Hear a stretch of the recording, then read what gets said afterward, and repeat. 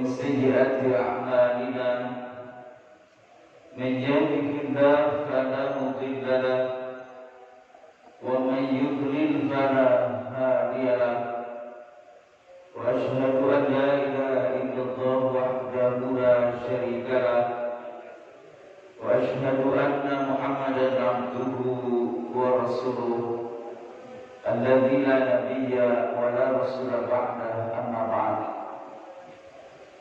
وقال الله تعالى في كتابه الكريم أعوذ بالله من الشيطان الرجيم يا أيها الذين آمنوا اتقوا الله حق تقاته ولا تموتن إلا وأنتم مسلمون وقال رسول الله صلى الله عليه وسلم إني تركت فيكم أمرين لن تضلوا ما تمسكتم بهما كتاب الله وسنة نبيه. Hadirin hadirat wal iman, jamaah Masjid Al-Mu'min yang saya hormati, sidang sholat subuh berjamaah dan kuliah subuh yang insyaallah dimuliakan Allah Subhanahu wa taala. Senantiasa kita memuji dan bersyukur kepada Allah Subhanahu wa taala karena sesungguhnya segala puji hanya miliknya semata. Kita senantiasa memohon ampunannya dan kita senantiasa memohon pertolongannya serta berlindung kepadanya dari segala keburukan dorongan hati dan hawa nafsu kita serta berlindung kepadanya dari segala kejelekan amal perbuatan kita. Barang siapa yang diberi petunjuk oleh Allah karena senantiasa membuka hatinya untuk menerima hidayah petunjuk Allah, maka tidak ada seorang pun yang mampu menyesatkan dirinya. Dan barang siapa yang disesatkan oleh Allah karena senantiasa menutup hatinya untuk menerima hidayah petunjuk Allah, lalu Allah biarkan dia dalam kesesatan sesuai dengan pilihannya, maka tidak ada seorang pun yang mampu memberikan petunjuk hidayah kepada dirinya. Saya bersaksi bahwa tiada Tuhan yang berhak disembah, ditaati, dipatuhi segala titah dan perintahnya kecuali Allah yang satu, yang esa, yang tunggal, tidak ada sekutu baginya. Dan saya bersaksi bahwa sesungguhnya Muhammad adalah hamba dan utusannya yang tidak ada nabi dan rasul sepeninggalnya. Allah Subhanahu wa taala berfirman, wahai orang-orang yang beriman, hendaklah kalian bertakwa kepada Allah sebenar-benarnya takwa. Hendaklah kalian takut terhadap murka dan siksa Allah dengan sebenar-benarnya, dengan cara menjalankan segala perintah Allah dan menjauhi larangan Allah Subhanahu wa taala. Dan janganlah kalian mati kecuali dalam keadaan muslim. Rasulullah Muhammad sallallahu alaihi wasallam bersabda, sesungguhnya aku telah meninggalkan dua warisan pada kalian. Selama kalian berpegang teguh pada keduanya, maka dijamin kalian tidak akan tersesat selama-lamanya. Dua perkara itu adalah kitab Allah, Al-Quran, dan sunnah Nabi-Nya. Alhamdulillah, dengan takdir, iroda, inayah serta nikmat dan rahmat Allah semata, pada pagi hari ini kembali kita dapat berkumpul, bertemu wajah dan wajah, bersua, berjumpa, bertatap muka, bertemu wajah dan wajah dalam kegiatan rutin thalabul ilmi, menuntut ilmu agama Allah, mempelajari, mengkaji dan memahami Islam. Setelah kita menunaikan ibadah sholat subuh berjamaah, khususnya pada setiap hari Ahad, setiap bulannya, insya Allah kita akan kembali melanjutkan bahasan kita, kajian ulang kita, khususnya terkait dengan ibadah makhluk, dan kita sedang menapaki kaifiyat sholat berjamaah sesuai dengan tuntunan Rasulullah SAW. Bapak Ibu yang saya hormati, sering diulang-ulang bahwa kaifiyat sholat berjamaah itu perbedaannya dengan sholat munfarid adalah bahwa dilaksanakan ada yang lain, tidak dilakukannya sendirian, tetapi ada partner. Karena ada partner maka minimal 2 orang, dan di situ partnernya ada struktur berjamaah, jadi ada imam, ada makmum.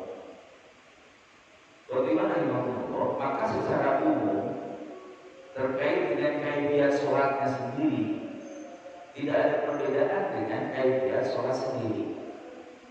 Dilihat dari konteks bagaimana pelaksanaan sholat, gerakannya imam itu tidak berbeda dengan sholat munfarid, dan itu merupakan kaifiyat pokok. Dalam bahasa lain, kualitas sholat berjamaah itu juga sangat dipengaruhi oleh kualitas sholat sendiri, sehingga kemudian nilai kita melakukan ibadah sholat berjamaah dengan nilai yang luar biasa. Ada pahala pokok dari melakukan ibadah sholatnya, ada pahala bonus dari kaifiyat yang kita lakukan secara benar, sesuai dengan apa yang dipesankan oleh uswatun hasanah kita Nabi Muhammad Rasulullah SAW. Sallu kama ra'aitumuni usolli. Sholatlah kalian sebagaimana kalian melihat aku sholat. Sholatlah kalian sebagaimana kalian mengetahui aku sholat. Bagaimana dari Allah? Maka tentu perkara yang pertama harus diperhatikan adalah kaifiyat sholat sendirinya betul-betul harus disesuaikan dengan apa yang dituntunkan oleh Rasulullah SAW. Jangan sampai meninggalkan suatu masalah. Contoh bagaimana? Ini saya tidak sedang membahas itu, tapi sedang mengingatkan kembali kepada kaifiyat sholat sendiri. Bahwa pada saat kita berdiri, maka posisi kedua kaki itu dalam keadaan renggang, selebar bahu masing-masing. Dan posisi itu disebut dengan posisi tumaninah. Dilihat dari konteks batas zona sholatnya, yakni batas samping kanan dengan samping kiri, yang itu nanti ada kaitan dengan ketumaninah sholat berjamaah. Karena pada saat sholat berjamaah itu ada teman kita, ditakdirkan sholat berjamaahnya banyak, jumlah jamaahnya, maka setiap orang itu ada orang di sampingnya. Maka tentu gerakan sholat kita tidak boleh saling mengganggu. Di satu sisi tidak saling mengganggu terkait dengan kaifiyatnya, bahwa kaifiyat sholat berjamaah kita dengan sendiri itu tidak ada perbedaan. Karena jika ada perbedaan berarti terjadi perubahan kaifiyat, terjadi perubahan posisi ketika kita sholat sendiri dengan sholat berjamaah. Sebagai contoh bagaimana ketika sujud, ini yang paling tampak. Ketika berdiri juga ada, tapi ketika sujud itu sangat tampak contohnya. Kalau ketika berdiri bagaimana, itu biasanya terkait dengan mengangkat kedua tangan. Kalau kemudian kita tidak memahami bahwa gerakan ketika mengangkat kedua tangan ketika sholat, maka sama akan mengganggu orang di sampingnya. Ketika posisi kita harus dekat antara satu orang dengan orang lain, sesuai dengan apa yang diperintahkan oleh Rasulullah SAW, rapatkan dan luruskan. Yang disebut rapat itu seperti apa wujudnya? Maka harus dipahami bahwa kalimat rapat itu dijelaskan oleh hadis yang lain. Rasul menggunakan kalimat lain, wa qaribu, kata Nabi dekatkan. Jadi disebut dengan merapat itu dekatkan. Terus dekatkannya seukuran apa? Lihat hadis yang lain, bahwasanya ketika orang sholat berjamaah, syaitan itu masuk ke sela-sela antara orang yang sedang melakukan sholat berjamaah, ka'annahal hadab. Itu seperti anak kambing yang warnanya hitam. Anak kambing. Bagaimana dari mana? Jadi itu pengertian bahwa merapatkan itu seukuran orang kemudian disentuh Madinah bergerak. Jangan sampai ketika orang bersentuhan malah justru terjadi sempitnya pergerakan, maka akan mengganggu ketumainahan sholat. Bisa dimana? Ketika orang takbiratul ihramnya bermacam-macam, itu yang saya tadi maksudkan, bahwa kalau sholat sendirinya benar, maka tidak akan ada pengaruh ketika berjamaah. Dan saya sudah menjelaskan, ibu-ibu sudah paham bahwa ketika mengangkat kedua tangan, sikutnya tidak bergerak. Karena yang bergerak itu adalah bagian tangan kita sampai sikut. Dan itu rujuk kepada hadis yang sahih yang sudah kita bahas dari sahabat Abi Humaid, dari sahabat Ibnu Nujair. Rasul ketika mengangkat kedua tangannya itu hadwat mankibahi, setentang sejajar dengan kedua bahunya. Dan itu akan, kalau kita tarik habis, maka otomatis posisi tangan kita akan sejajar dengan kedua bahu. Bisa dimana? Jadi tidak perlu diatur-atur gitu, Pak. Tapi kalau sikutnya diangkat, tentu diatur. Kalau diangkat sikutnya bisa berapa? Tapi kalau yang diangkat ini nggak bakal bisa sampai ke atas. Bisa dimana? Itulah kenapa dalam hadis riwayat Imam Muslim, Nabi mengangkat kedua tangannya hatta yuwadir bihima udunaini, sehingga setentang sejajar dengan kedua ujung daun telinganya. Jadi ketika diangkat itu tangan, maka posisinya tidak akan lebih rendah dari bahu dan tidak akan lebih tinggi dari ujung daun telinga. Bisa dimana? Itu kalau mangkatnya begini. Tapi kalau mangkatnya begini, bisa kemana-mana. Itu satu. Yang kedua, ketika sujud, Rasulullah memberikan tuntunan bahwa idza sajada ahadukum, apabila seorang dari sujud, maka memakin sujudika, hendaklah ditekan sujud itu. Lalu kemudian disebutkan dalam hadis yang lain, Rasulullah tidak sajada. Kalau tadi bentuknya qauliyah, ucapan, bagaimana? Kalau ini fi'liyah, kata sahabat dari sahabat Abu Humaid, idza sajada, Nabi apabila sujud, amkana anfahu wa jabhatahu. Nabi meletakkan hidung dan kening sambil ditekan, amkana, sambil dengan dari pamakin.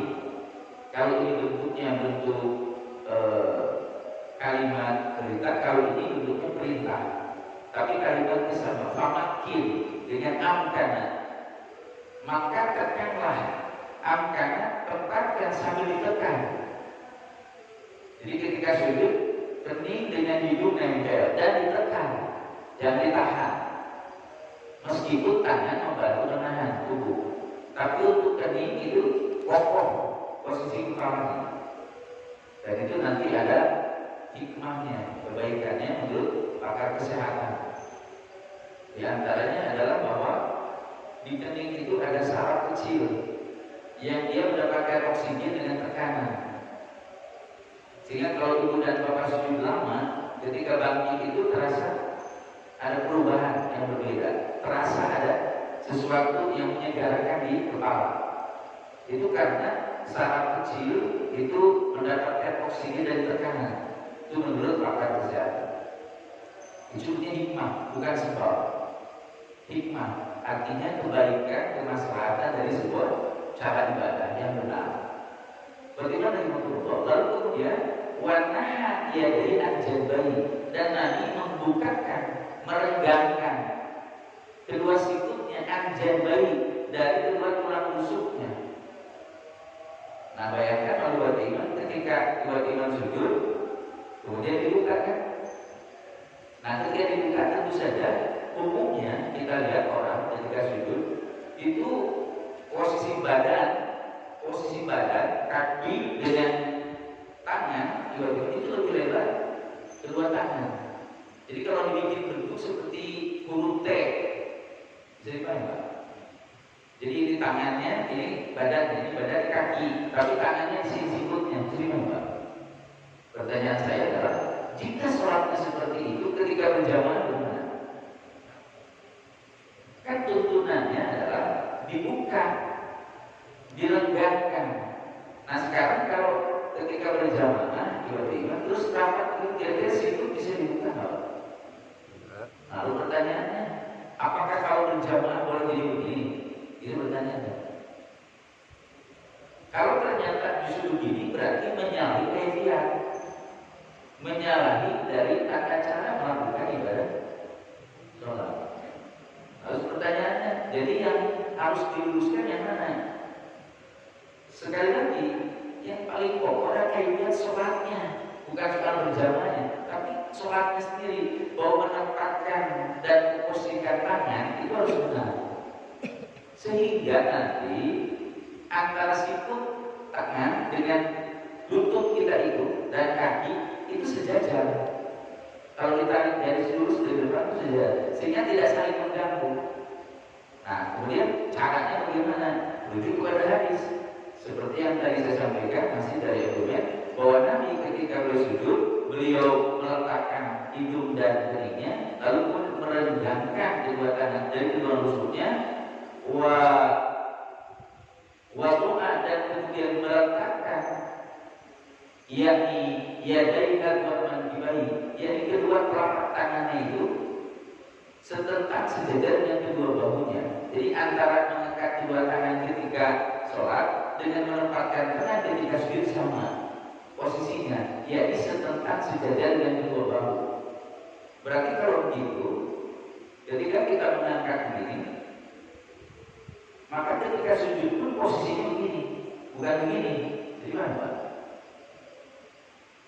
Jadi kalau disimpan di sini, disimpannya di sini, ukurannya bahu, bukan luar, tapi bahu. Jadi ke dalam, bukan begini, tapi begini Pak. Nah, ketika ditempatkan begitu, posisi jari-jari kita menghadap kiblat. Ketika bapak dan ibu buka direnggangkan, maka sikut itu tidak bakal lebih, karena tertahan oleh engselnya pergelangan. Jadi Pak, cobain sendiri aja sama bapak. Pengen kemana susah, karena itu tertahan oleh engsel. Artinya sama dengan yang tadi, ketika ngangkat, asal dia diangkat, maka akan ada pada posisi, tapi habis, jangan pelit. Karena ada gitu Pak, Allah, kan gitu. Nggak habis Pak, ini masih bisa diangkat ke atas. Nah kalau orangnya begini, nggak bakal sampai sini gitu Pak. Tiba-tiba dari bentuk, karena itulah maka tempatkan di tempatnya. Ketika dibuka, maka sikut nggak bakal offset gitu Pak. Nggak bakal keluar dari garis yang patokannya yang disebut ekstrim, jadi tidak keluar dari jalurnya berarti iman. Nah, ketika dibuka begitu berarti iman, maka berarti iman nanti bisa memahami saya turun ya. Perhatikan Pak, Ibu, nanti ada yang tidak terlihat. Ini posisi kaki, ini bahu. Ketika kita turun, ini posisi lutut, tangannya bukan di sini. Kalau di sini kan offset, tapi di dalam. Tuh Pak. Bapak kelihatan nggak sikut saya dengan lutut saya? Lebih nggak kira-kira? Tidak? Dari belakang, Bapak? Pak Niko lihat ya posisinya. Tuh, sikut saya kan dibuka, tetapi tidak offset dari sini. Jadi mana Pak? Jadi ketika berjamaah tidak akan mengganggu dan tidak akan terganggu, sejatinya begitu. Tapi kenapa tidak terjadi? Karena tidak sama semua. Ada yang begitu, ada yang begini gitu Pak. Jadinya yang begini terusir gitu. Jadi terdesak gitu. Bisa dipahami Pak sampai situ? Nanti karena itu saya mau izin. Kalau sudah selesai nanti bab kaifiat sholat berjamaah, maka saya akan tarik lagi ke awal. Apa itu kaifiat wudu? Mohon izin, Bapak harus turun ke tempat dulu. Kalau itu nanti cuma lihat saja, saya ada dulu. Tapi kalau bapak-bapak dibagi dalam 2 sesi praktikum wudu. 1 pretest, Bapak wudu dulu, kan sudah dapat ilmunya. Saya tidak akan bimbing dulu, tapi Bapak wudu dulu, dulu semua, saya perhatikan. Kalau misalnya sudah benar, alhamdulillah. Kalau nanti masih ada problem, nanti baru saya melakukan, dijelaskan lagi, diingatkan di dalil dan keterangannya. Setelah itu baru Bapak lagi. Jadi 3 sesi itu. Semua termasuk ibadah sholat di rumah. Nanti kaifiat sendirinya itu dilakukan sebagaimana mestinya. Nah, termasuk sholat berjamaah. Kalau sholat berjamaah bisa dilakukan langsung, gitu ya. Nah, meskipun sekali lagi bahwa untuk sholat berjamaah kemaslahatannya sangat ditentukan oleh sholat sendiri. Baik, itu sebagai ingatan saja kepada ikhwan iman bahwa pembahasan sholat berjamaah itu tidak terlepas dari kaifiat sholat sendiri. Bapak Ibu yang saya hormati, pada pertemuan bulan yang lalu kita sudah membahas tentang aturan bagi imam dari A sampai Z, dari alif sampai ya. Dari mulai sebelum melaksanakan sholat berjamaah dilaksanakan sampai selesai melaksanakan sholat berjamaah. Bagaimana imam antara lain ini sebagai pelengkap dari pembahasan itu bahwa seorang imam dalam sholat berjamaah itu ada kaifiat yang biasa dilakukan Rasul. Rujuk kepada hadis bahwasanya Rasul SAW ini dari sahabat Anas bin Malik. Rasulullah apabila setelah sholat selesai sholat berjamaah, aqbala alaina biwajhihi. Nabi kemudian menghadapkan wajahnya kepada kami. Dari keterangan tersebut maka ada tuntunan bagi seorang imam, kalau sudah selesai sholat maka badannya berputar ke makmum. Jadi posisinya menghadap ke makmum. Terkadang Rasulullah posisinya lurus, terkadang Rasul miring. Nah, seringnya kalau miring Nabi itu ke kanan, seringnya ke kiri juga pernah, tapi seringnya ke kanan. Makanya para sahabat kalau sholat berjamaah itu banyak yang berebut pengen di sebelah kanan. Jadi apa? Karena pengen selalu terlihat sama Nabi, pengen selalu berjumpa, bertatapan dengan Nabi itu. Karena Rasulullah kalau sudah selesai berjamaah, beliau langsung masuk ke tempatnya kembali. Kecuali kalau kemudian memang ada keperluan yang harus disampaikan kepada para sahabat. Nah, ini yang kedua. Kalau tadi menghadap, yang kedua memperhatikan. Kenapa? Ada beberapa kejadian di masa Rasul, ada sahabat sholat berjamaahnya salah. Nah, pada saat Rasul berkembalikan badan itu langsung menegur sahabat yang salah. Pertama, ada sahabat yang dia berdiri di belakang saf sendirian. Dia ikut sholat berjamaah, tapi sendirian di belakang saf. Maka Rasul menegur dia, istaqbil sholataka. Kembali lagi, ulangi sholat kamu. Fa innahu la sholata liman faridul basar. Karena tidak ada sholat sendirian di belakang saf.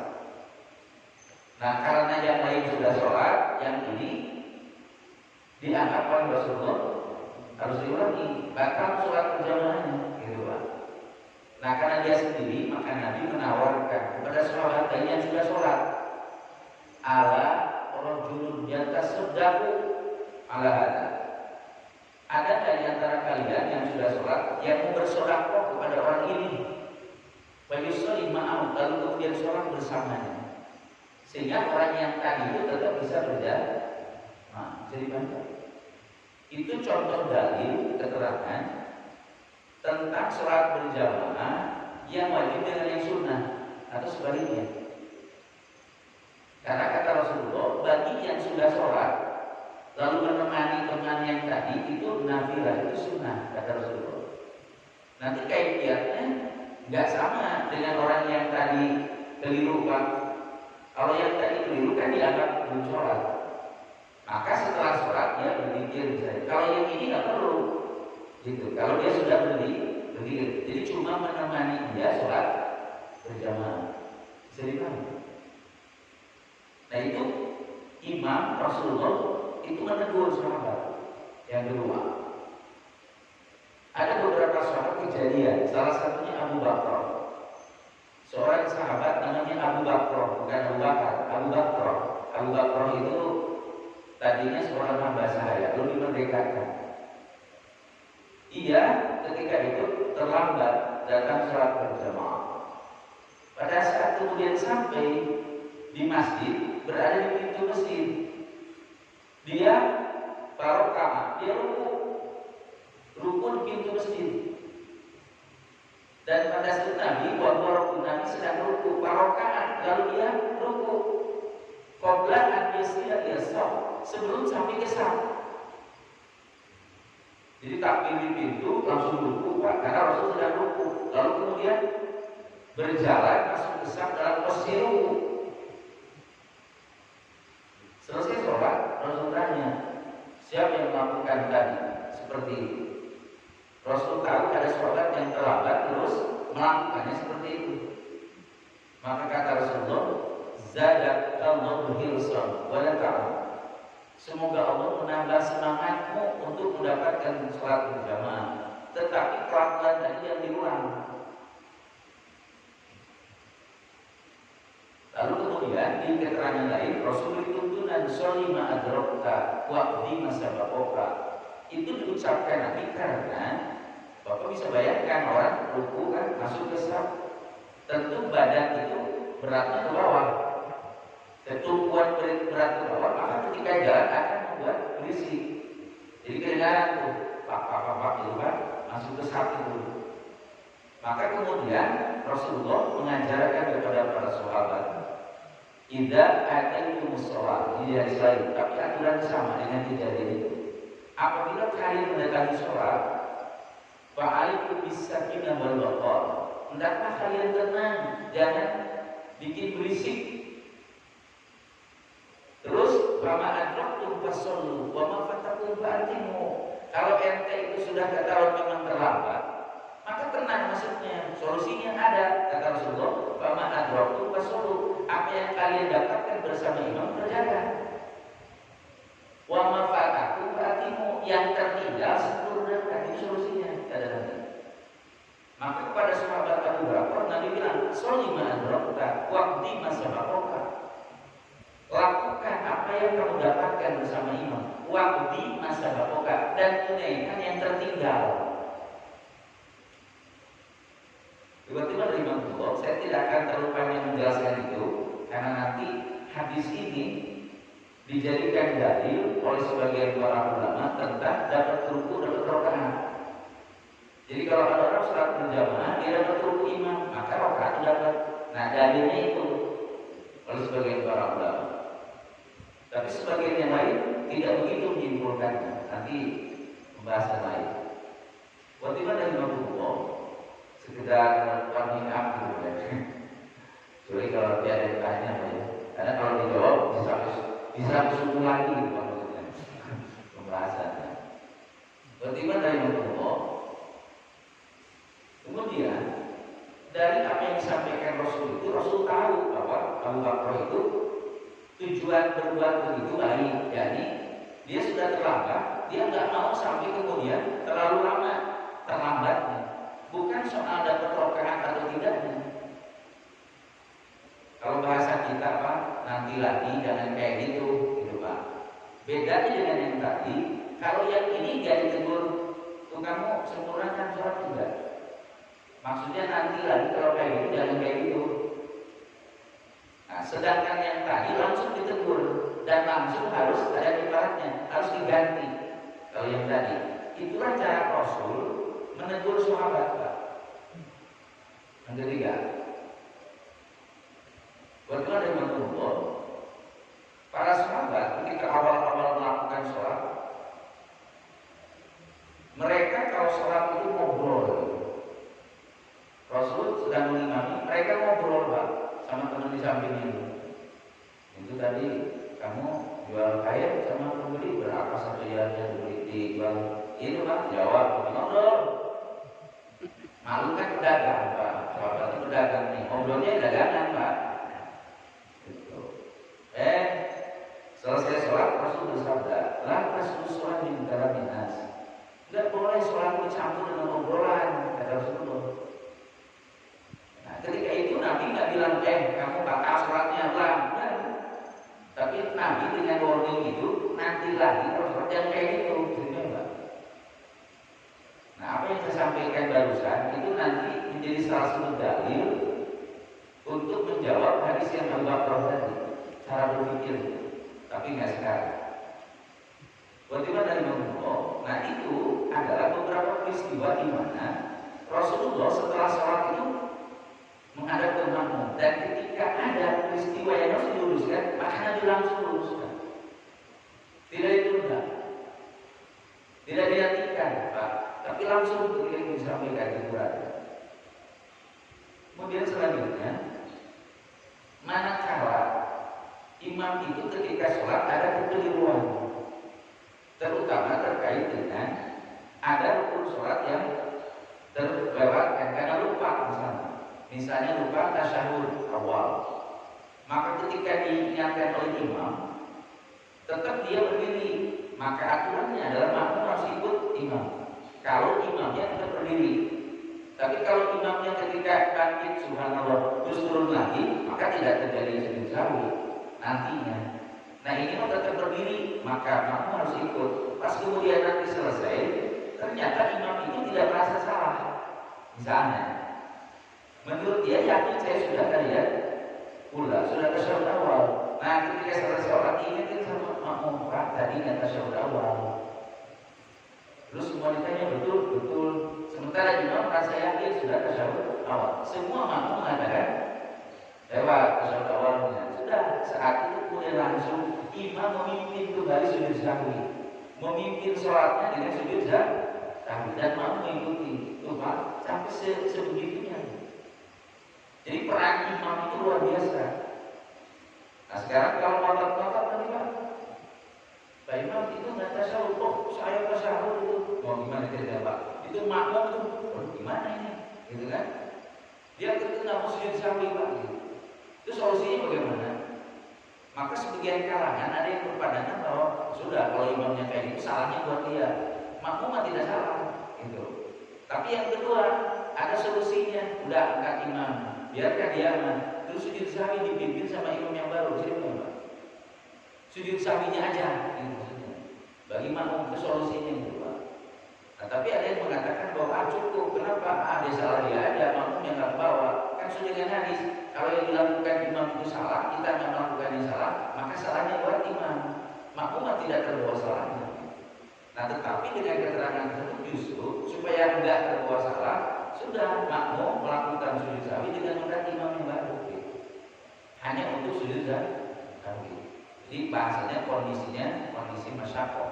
Ada kesulitan karena imamnya tidak merasa salah seperti itu. Nah dari situ buat iman, maka seorang imam itu juga dia memimpin sujud sahwinya dari makmum itu. Bahkan Nabi pernah buat iman itu sudah masuk ke kamar, sudah ngobrol, sahabatnya bingung nggak menegur bagaimana, takutnya itu wahyu kan.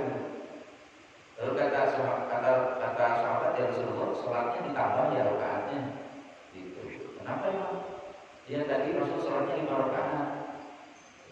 Sahabatnya ada yang berani, lalu ada yang berani. Jadi sudah terjadi ada proses ya selesai sholat yang agak lama Pak. Karena sahabatnya merasa khawatir menegur bagaimana yang namanya khawatirnya itu syariat atau tuntunan baru gitu lah. Makanya sahabat nanya begitu ya Rasulullah, tadi itu ditambah ya rakaatnya gitu. Kata Rasul enggak, kenapa? Tadi 5 rakaat Rasul. Langsung Rasul balik lagi ke tempat sholat, lalu kan memimpin sujud sahwi. Bagaimana imam itu peran imam yang luar biasa. Kemudian bagaimana imam Allah? Kita masuk kepada terkait dengan ketentuan bagi makmum. Sebelum nanti kita lanjutkan secara lengkap, di whiteboard sudah dicatat ada 2 hadis. Rasul bersabda, hadis riwayat Imam Bukhari, riwayat Imam Muslim dan Abu Dawud, bahwa ini hadisnya dari sahabat Abu Hurairah. Innama ju'ilal imam liyutamma bihi. Dijadikan imam itu diikuti supaya sholat berjamaahnya sempurna, rapi. Itu menunjukkan bahwa bagaimana posisi imam itu harus diikuti. Fa idza kabbara wa kabiru, dilanjutannya. Apabila imam takbir maka takbirlah. Wala tukabbiru kata yukabiru. Jangan kalian takbir sehingga imam takbir. Wa idza qala sami'allahu liman hamidah, dan apabila imam mengucapkan sami'allahu liman hamidah, faqulu rabbana lakal hamd, maka ucapkan oleh makmum rabbana lakal hamd. Lalu kemudian imam terus wa idza raka'a farka'u, apabila imam ruku maka rukulah, wala taraku hatta jangan kalian ruku sehingga imam ruku. Wa idza sajada fasjudu, apabila imam sujud maka sujudlah, wala tasjudu hatta yasjuda, jangan kalian sujud sehingga imam sujud. Lalu kemudian dalam hadis riwayat Imam Muslim, wa idza qara'a fa ansitu, dan apabila imam membaca bacaan yang itu dengan nyaring yang kedengaran, maka fa ansitu, hendaklah kalian diam memperhatikan bacaan imam. Ini aturan sholat berjamaah terkait dengan aturan makmum. Bahwa makmum itu dia harus mengikuti imam. Bagaimana imam? Secara umum mengikuti imam. Tidak boleh mendahului imam atau membarengi imam atau membelakangi imam. Jadi, wah itu bapak kalau baris itu disuruh kusabut kan? Siap, baru siap udah gerak, siap, kan belum gerak, baru Allah sudah gerak, terus apa, gitu. Atau yang siap gerak, yang lain begini, dia masih begini aja pak, suruh push up kan? Allahu Akbar, harusnya gerak, ini malah terjawab sambil doang gitu. Nah itu membalangi maksudnya. Boleh begitu boleh. Maksudnya apa? Sendiri aja. Boleh begitu boleh. Tapi jadi sendirian, jadi munfarid gitu pak. Bebas kan kalau sendirian, nggak usah memperhatikan yang lain gitu ya pak. Jadi rapihnya pergerakan sholat berjamaah itu oleh komando imam. Nah tapi kan tidak bisa rapi kalau makmumnya tidak disiplin kan tak gitu. Jadi indahnya sholat berjamaah sampai orang kafir itu kan takjub. Kenapa? Itu ketika Allah orang di Makkah itu kan ya mengelilingi Ka'bah sujud cuma 2 menit, cuma 1 menit betul ya pak, nggak ditunjuk-tunjuk pak, betul tapi terus pergerakannya juga tapi gitu pak. Oh itu bikin pusing orang kafir itu, kok bisa seperti ini gitu pak. Padahal ada pakar estetika seninya baris berbaris pak, itu orang segitu banyak itu membutuhkan sekitar 15 menit ngaturnya itu pak, paling cepat itu sampai 20 menit gitu pak ya, itu ngaturnya. Ini bisa dalamnya 1-2 menit itu bisa habis gitu pak. Itu tercengang mereka melihat berjamaahnya pak Islam ketika sholat. Bagaimana imam Allah? Itu prinsip bagi makmum ketika sholat berjamaah harus mengikuti imam. Nah dalam kasus lain di atas hadisnya masih riwayat Imam Bukhari dan surat Abu Hurairah, kata Rasulullah sebagai manusia, maksudnya kepada para sahabat, ini imamku, sesungguhnya aku imam kalian. Fala tasbiquni birukui wala bisujud, jangan kalian itu mendahului aku ketika ruku, ketika sujud, wala bil qiyam atau ketika berdiri, ketika bangkit, wala bil insiraf atau ketika salam. Ketika selesai menyelesaikan sholat, kata Rasulullah, jangan kalian mendahului aku.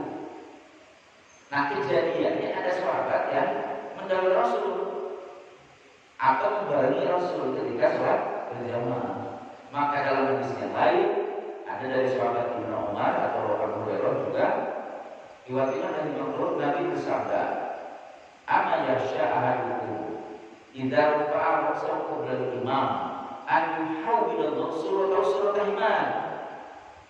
Apakah seorang dari kalian tidak takut apabila mengangkat bangkit, mengangkat kepala kepalanya bangkit dari gerakan itu sebelum imam. Tapi pengennya mendapatkan 27 derajat. Ternyata kata Rasulullah, orang yang ketika sholat berjamaah melanggar aturan sholat berjamaah malah terkena ancaman apa? An yuhawwilul surat imam. Allah akan ubah tuh bentuknya seperti budak berdaya. Itu bagi orang yang suka mendalui atau memberi. Nah, terus bagaimana tuh beriman praktiknya sesuai dengan lisan tadi tidak kamar maka dulu akhir takbir yang sebut takbir Allahu Akbar. Jadi makmum itu harus perhatikan ucapan itu Allahu Akbar baru bergerak Allahu Akbar. Ada yang berbarengnya 3 cara itu benar oleh Nabi. Jadi patokannya bukan soal gerakan tapi apa-apanya. Karena kalau lihat gerakan kan belum tentu ibu-ibu bisa lihat gerakannya karena sholatnya di belakang. Kalau harus lihat gerakan, sholatnya begini Pak, bukan begini, bagi kita sujud, melihatnya ke depan. Nah jadi dengarkan apa-apanya. Allahu Akbar baru gerak Allahu Akbar. Wa idza qala sami Allah liman hamidah. Apabila imam mengucapkan sami Allah liman hamidah, bangkit dari ruku. Faqul rabbana lakal hamd. Ucapkan oleh Rabbana lakal hamd atau Rabbana walakal hamd atau Allahumma rabbana lakal hamd atau Allahumma rabbana walakal hamd. Itu sesuai dengan keterangan yang variatif. Yang jelas ucapan kamu bukan sami Allah lagi. Nah tapi saya perhatikan masih ada sami Allahu liman hamidah, sami Allahu itu keliru. Dalam surat berjamaah ucapkan Rabbana lakal hamd. Jadi imam harus jelas Allahu Akbar, sami Allahu liman hamidah, harus jelas. Karena itulah yang membuat pergerakan menjadi sempurna. Kemudian bagaimana imam Allah? Kata Rasulullah tidak kabar. Kalau imam itu takbir, apabila imam mengucapkan takbir, faqulu Allahu Akbar, maka ucapkan oleh kalian Allahu Akbar. Allahu Akbar. Makmum jangan cuma mingkem Pak, atau mulutnya digerakkan, tapi ucapkan Allahu Akbar. Mau itu surat yang jahar bacaannya, mau itu yang sir kan komandonya tetap jahar.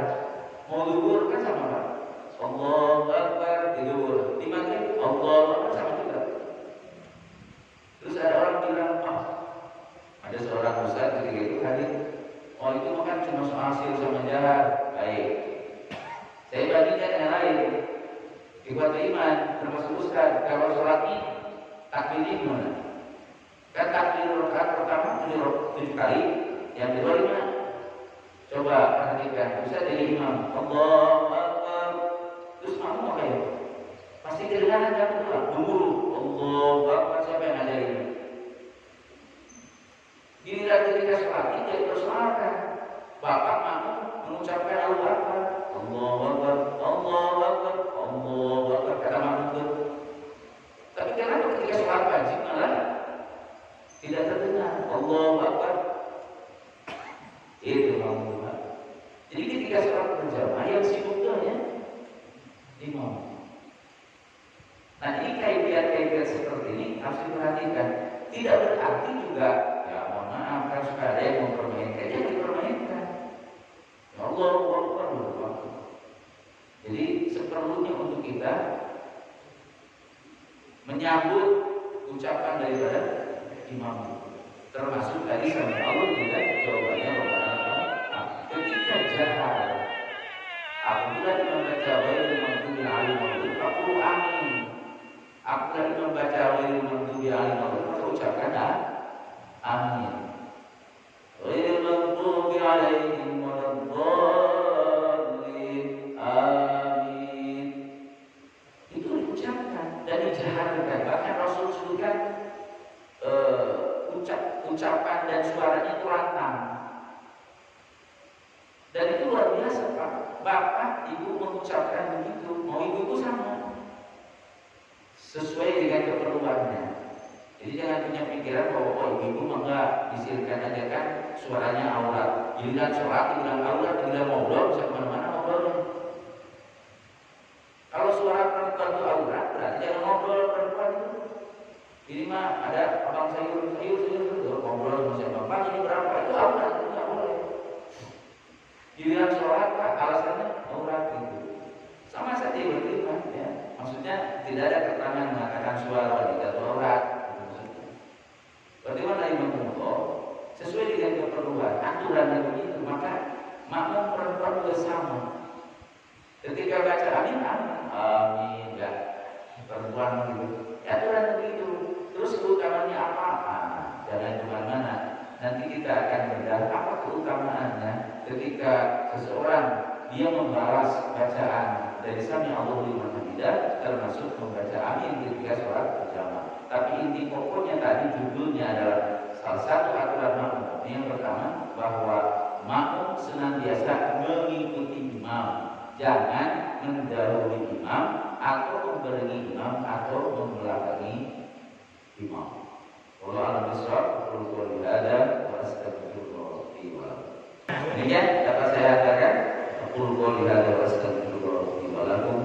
Rabbana la tuzigh qulubana ba'da idh hadaytana wa hab lana min ladunka rahmatan innaka antal wahhab.